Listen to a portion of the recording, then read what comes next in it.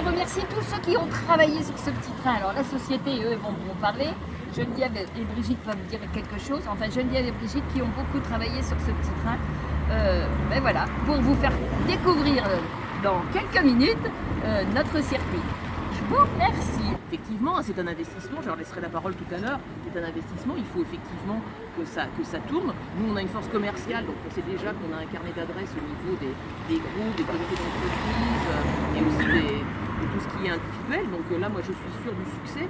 Je pense aussi que Grégory et Oscar sont convaincus puisqu'on est allé vraiment leur dire qu'on allait tout mettre en place pour effectivement remplir, et j'y crois fortement, effectivement la ville d'Orléans bouge et c'est maintenant un facteur très important d'avoir un petit train. Comme le soulignait Martine, c'est important maintenant dans une ville touristique d'avoir un city pass, d'avoir un petit train et d'avoir d'autres prestations pour varier aussi la visite de la clientèle.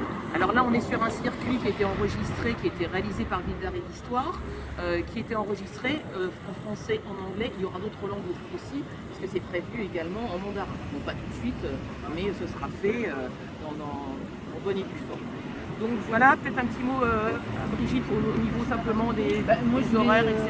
Oui, je voulais simplement rajouter une réelle valeur ajoutée pour la ville, ce qui est également on était vraiment en manque de petits trains, parce que l'ensemble de nos touristes que nous avons de façon récurrente nous le réclament.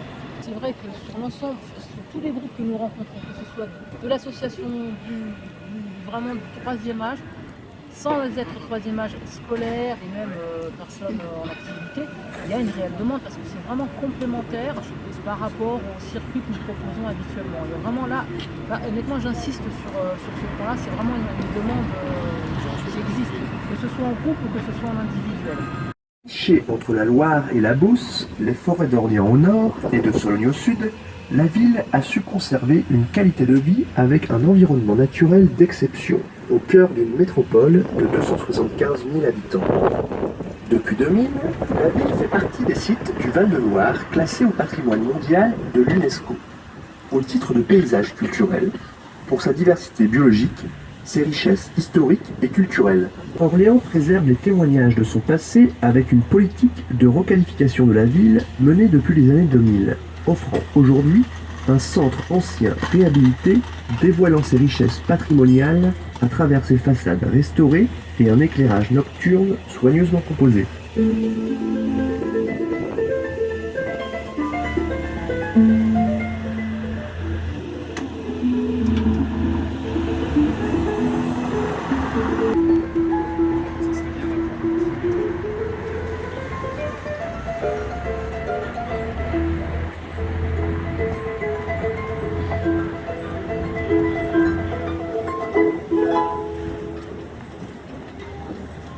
En 1601, un chantier destiné à reconstruire la cathédrale à l'île antique est inauguré par le roi Henri IV et son épouse Marie de Médicis.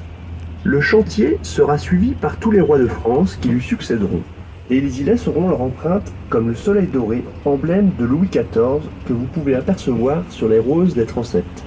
La cathédrale Sainte-Croix est achevée en 1829. Le chevet et ses arcs-boutants à l'arrière de l'édifice, qui permettent de soutenir le poids des voûtes, sont les seuls vestiges du XIVe siècle. Sa flèche culmine à 114 mètres.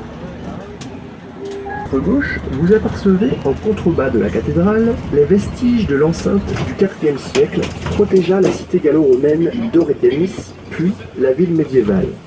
Ce rempart de 2000 mètres de long, descendant jusqu'à la Loire, était ponctué de tours circulaires distantes d'une cinquantaine de mètres. Vous pouvez observer l'appareillage de la base de cette tour avec une alternance de matériaux calcaires et briques propres aux constructions romaines. Siècle.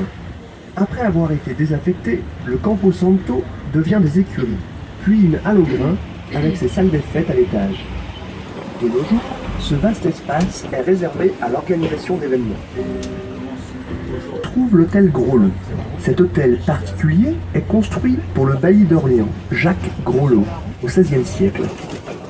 Il est attribué au célèbre architecte Jacques Androuet du Cerceau, qui résida à Orléans de 1548 à 1552. À la Révolution, l'hôtel Groslot devient la mairie d'Orléans. Rue des Cures. Au début que vous apercevez sur votre droite.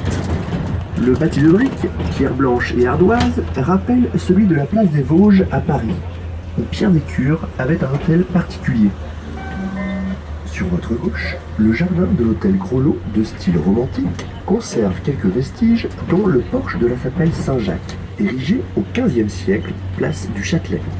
Il abrite des arbres classés remarquables, acclimatés au XIXe siècle, comme un gynéco biloba, un tulipier de Virginie ou un arbre au mouchoir. Piétonne depuis 2013, la place du Patron est aujourd'hui le cœur du centre victorien. Initialement en dehors de la tour enceinte, le nom de cette place évoque une nécropole associée à l'église Saint-Pierre encore existante.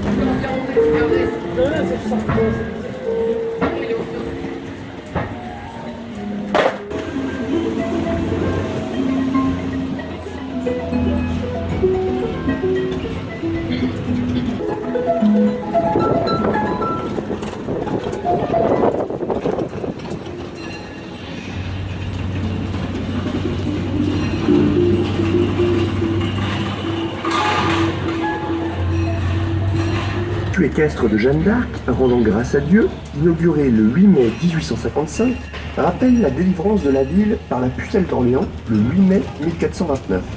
Les fêtes de Jeanne d'Arc perpétuent chaque année, depuis presque 600 ans, le souvenir de cet événement, à travers des commémorations civiles, militaires et religieuses uniques en France, durant lesquelles tous les Orléanais se réunissent. Les hauts reliefs de bronze autour du socle rappellent l'épopée de Jeanne d'Arc.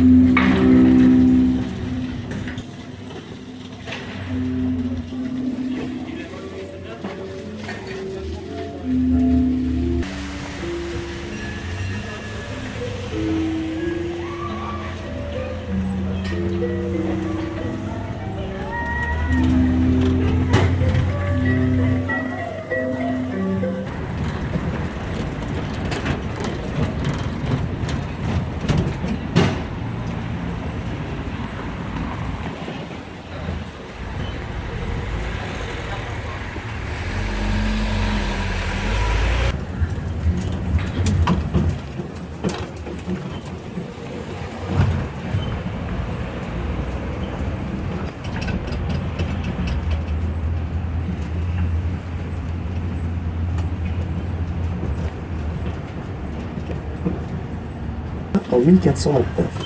Détruite en 1940, elle est reconstruite à l'identique dans les années 1960. À l'étage, un centre de recherche dédié à Jeanne d'Arc depuis 1975 regroupe près de 37 000 documents qui lui sont consacrés.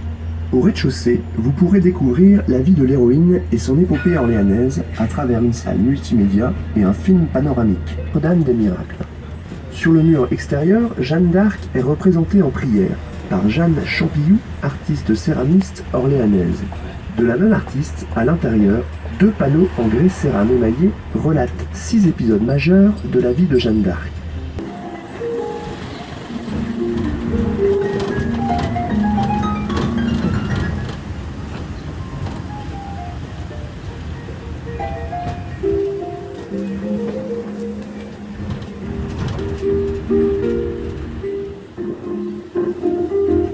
De l'implantation de la ville.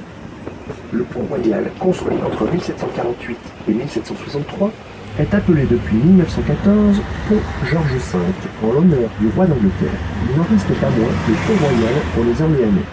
À l'extrémité du pont, vous apercevez 2 anciens bureaux d'octroi. Ils ouvrent la ville vers le sud et le quartier Saint-Marceau, aménagé à la fin du XVIIIe siècle.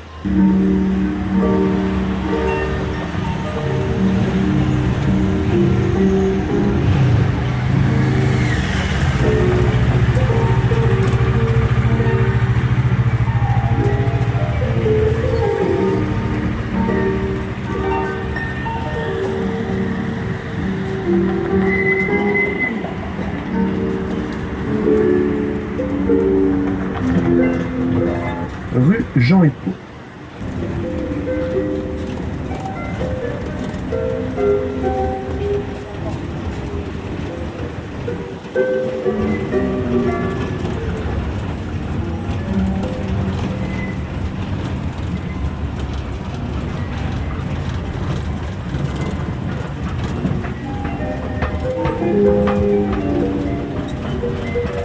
La petite placette sur votre droite montre un panel de maisons à pans de bois, construction répandue à Orléans du Moyen-Âge au XIXe siècle.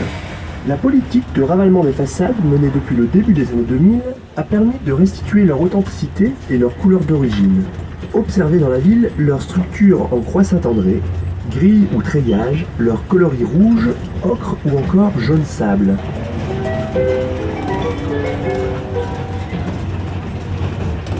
Place de Loire. Réaménagée en 2001, la place est pavée de 2 couleurs dessinant les flots de la Loire.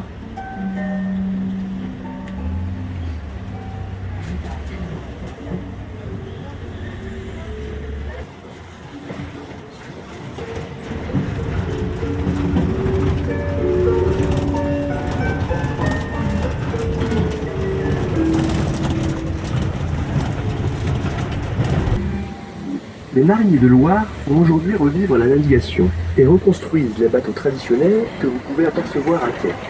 La présence de l'inexplosible bateau à vapeur illustre quant à lui l'intense trafic de voyageurs sur la Loire au début du XIXe siècle, avant l'arrivée du train. Depuis les années 2000, les quais sont devenus un lieu d'agrément apprécié des Orléanais, rendu aux piétons et aux cyclistes. Tous les 2 ans, le Festival de Loire, l'un des plus grands rassemblements de marine fluviale d'Europe, remet à l'honneur le fleuve et ses mariniers.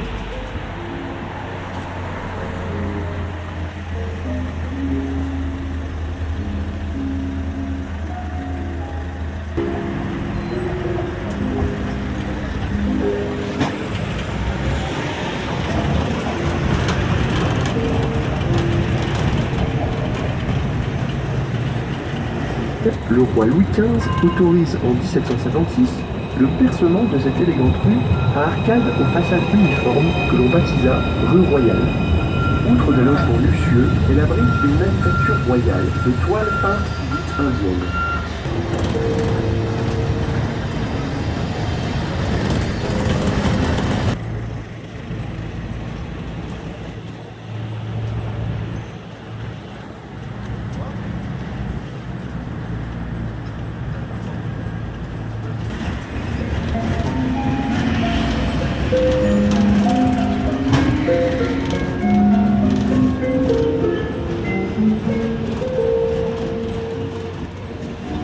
Rue du Tabour. Sur votre droite, l'hôtel Evert Hatt abrite le centre Charles Péguy. Ce centre de recherche s'attache à regrouper et faire connaître l'œuvre de cet écrivain, poète et essayiste né à Orléans en 1873. L'exposition permanente retrace la vie de ce penseur engagé.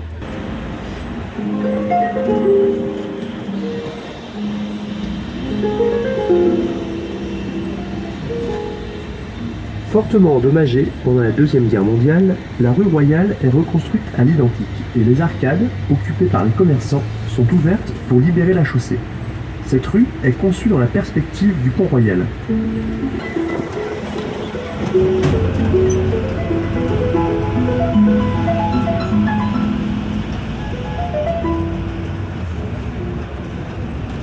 Rue Jeanne d'Arc. Au début du XIXe siècle, le vaste chantier du percement de la rue Jeanne d'Arc permet d'établir une perspective dans l'axe de la cathédrale vers l'ouest de la ville. Cette large avenue rectiligne comporte de belles façades de 4 étages, au décor néoclassique.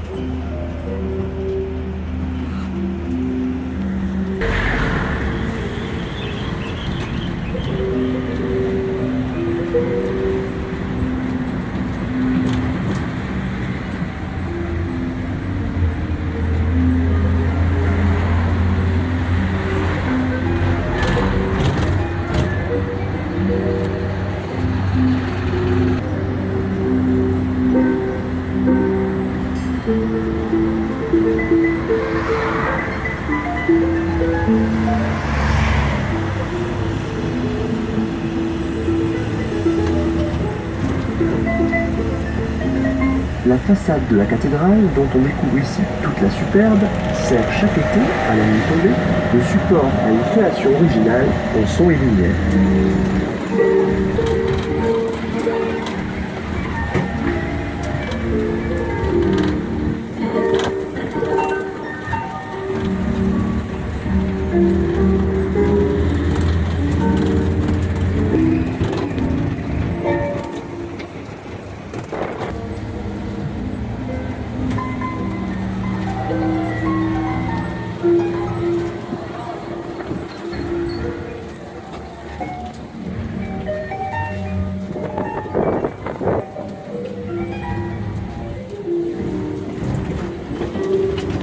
Vous avez apprécié la visite, nous vous invitons à le faire savoir en applaudissant chaleureusement l'équipe du Petit Train Touristique. Nous vous souhaitons un excellent séjour parmi nous et à très bientôt.